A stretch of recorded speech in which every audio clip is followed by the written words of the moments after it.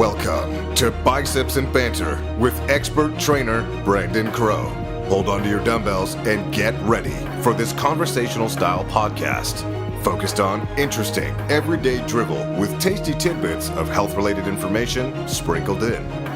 Enjoy. Welcome to another edition of Biceps and Banter. Today I wanted to talk to you a little bit about my experience with the world of physique competition in preparation for next week's interview, which I'll be interviewing a physique or figure competitor. I think you're really going to find her story very inspiring. Competition has been a goal of hers since 2011. She ran into some health concerns. I'll let her share some more of the details if she's open to sharing that. And finally, in January 2016, she was given the green light to get back to her life as long as she listened to her body, and she's starting to really go after it as a fitness or figure competitor. As far as for me, I decided to do a physique competition right around the time when I opened up my fitness studio. I was always in pretty good shape, but I thought to myself, heck, I'm going to be a walking billboard. I want to show people what I'm able to do using myself as a guinea pig. So I decided to sign up for my first physique competition. This was back around 2012. When I did my first competition, I really didn't know what to expect other than things that I read online. I started getting really serious around 16 weeks before the competition, where I started dialing down my nutrition, getting my training on point.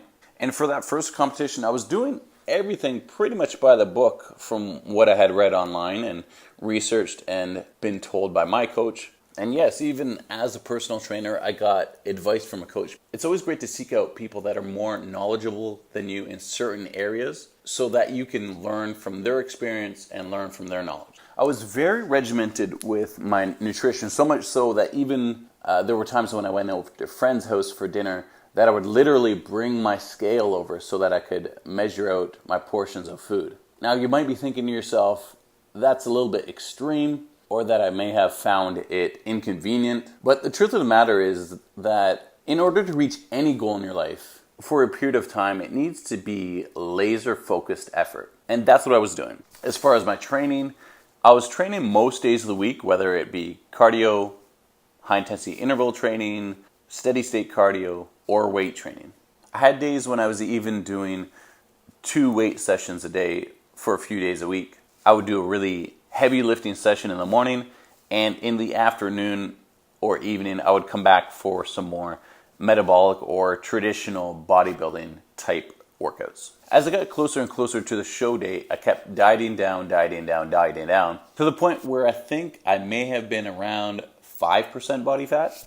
The week leading up to the show, I was cutting calories, but not only cutting calories, I was cutting down on my carbohydrates. I was manipulating water and salt balance to the point where around 3 or 4 days before the show, before I started to load carbohydrates, I was feeling absolutely awful. I was miserable right up until maybe a day or two before the show when I started loading carbohydrates. When it came time to the actual show, I remember waking up around 6 in the morning, having a very small breakfast, going to the sauna, doing the last little bit of training just to help with blood flow and help partition nutrients to where I wanted it to go, which was my muscles. When I got to the show, which was in Mississauga, I think I got there around 8:30 or 9 in the morning. There may have been close to a few dozen competitors from male, female, and different classes. For the competition I was in, the categories were 5'10" and above, and 5'9" and below. And before the competition started, they had a company that was outsourced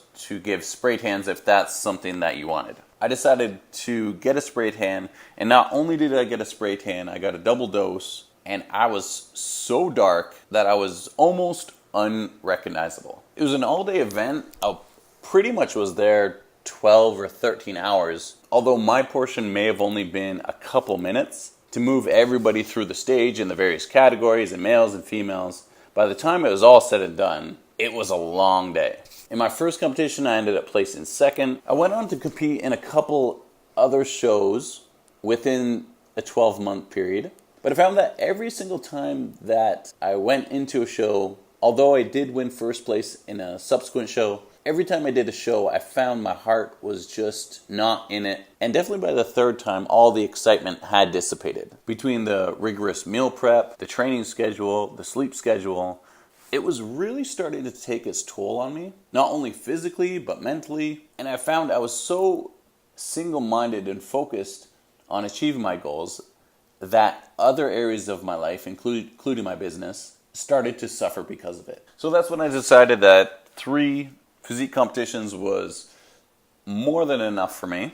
I'm grateful for the experience. I'm not sure it is something that I do again, but that's just my personal experience. It's not for everybody, but I think if you even have a notion or inkling that you may want to compete or do some sort of physical competition, whether it's anything from a 5K to a Spartan race to an actual physique competition, I say go for it. Sometimes it's good to push outside of your comfort zone, and it will really show you what you're made of, and it definitely takes a level of mental fortitude.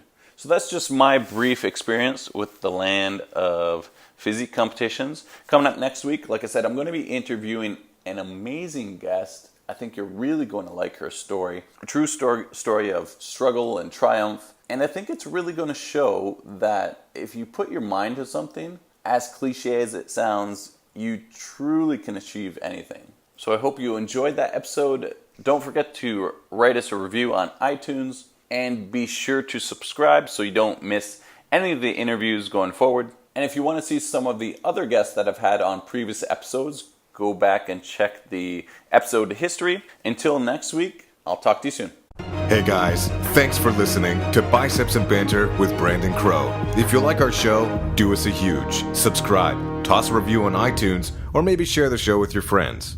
And if you want to know more, find us at fastingftw.com. Our Patreon is patreon.com/fastingftw.